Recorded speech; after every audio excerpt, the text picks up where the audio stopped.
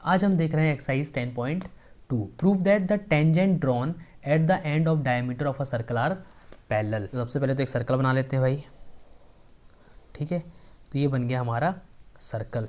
तो इस सर्कल का डायमीटर भी होगा, तो इस सर्कल का ये बना लिया हमने डायमीटर कि भाई ये इसका डायमीटर है, ठीक है। डायमीटर वो होता है ऐसी कॉर्ड जो कहाँ से पास हो जाए, सेंटर से।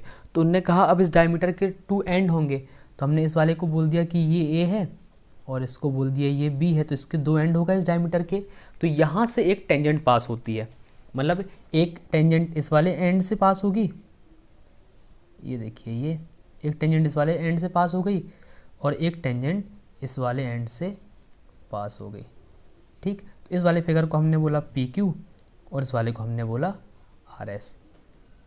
ये सेंटर था, इस सेंटर को हम नाम दे दिया O, ठीक है। तो हमें प्रूफ क्या करना है कि भाई tangent drawn at the end of diameter, एक डायमीटर के एंड पर जो टेंजेंट बनी है वो टेंजेंट पैरेलल होती है। हमको ये चीज़ प्रूफ करनी है, मतलब हमको प्रूफ ये करना है कि 2 टेंजेंट बनी, एक PQ और एक RS, तो PQ पैरेलल टू RS। हमको ये चीज़ प्रूफ करके दिखाना है। अब यहाँ पे बड़ी सिंपल सी बात है कि भाई ये चीज़ हम प्रूफ करेंगे तो करेंगे कैसे। तो इसके लिए हमको एक बेसिक सा कॉन्सेप्ट समझना होगा कि क्या होता है कि जब भी 2 लाइन होती हैं, ठीक है, उनको एक लाइन कट करके जाती है तो हम इसको ट्रांसवर्सल बोलते हैं। क्या बोलते हैं? ट्रांसवर्सल। तो अगर मुझे ये चीज़ प्रूफ करनी है कि भाई ये लाइन 1 लाइन 2 के पैरेलल है, तो मुझे ये बताना पड़ेगा कि ये वाले दोनों एंगल, ये वाला एंगल इस वाले एंगल के इक्वल है, ठीक है। उससे क्या होगा, क्योंकि ये अल्टरनेट इंटीरियर एंगल है तो ये इक्वल हो जाएंगे, तो हम ये कह देंगे कि लाइन 1 लाइन 2 के पैरेलल है। मैंने फॉर एग्जांपल मैंने इस एंगल का नाम ले लिया A1 और इस वाले का नाम ले लिया A2। अगर मैं ये बता दूं कि एंगल A1 इक्वस टू है एंगल A2 के, तो मैं ये भी कह पाऊंगा कि लाइन 1 पैरेलल है लाइन 2 के, ठीक है। तो वैसे ही ट्रांसवर्सल वाला केस हम यहाँ पे क्रिएट करेंगे कि ये 2 लाइन गई हैं और ये हमारी ट्रांसवर्सल है, ठीक है। अब ध्यान से समझना, OA is perpendicular to PQ। क्यों? क्योंकि हमें पता है कि radius always perpendicular to tangent, radius always perpendicular to tangent.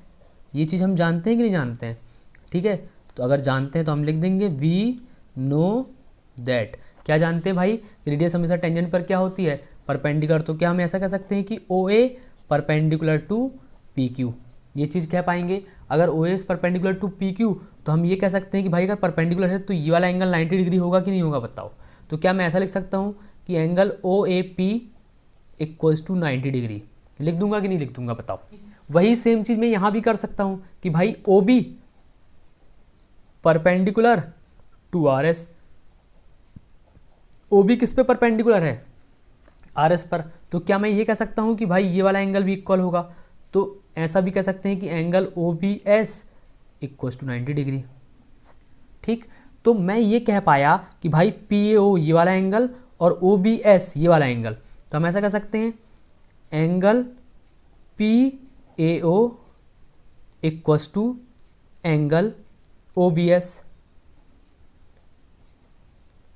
Equal है, इक्वल है, तो हम ये कह सकते हैं भाई इक्वल है, तो कौन सी प्रॉपर्टी लगा दें हम? बाय अल्टरनेट इंटीरियर एंगल्स, ठीक है। तो ये अल्टरनेट इंटीरियर एंगल हो गए हमारे। अगर ये हमारे अल्टरनेट इंटीरियर एंगल हैं और ये दोनों इक्वल हैं तो हम कह सकते हैं कि PQ पैरेलल होगी RS के। तो हम यहाँ पर ये कह पाएंगे कि PQ पैरेलल टू RS है, ठीक है। तो ये चीज़ प्रूव हो गई, प्रूव्ड, खत्म। PQ पैरेलल टू RS, बस नहीं करना है इसमें।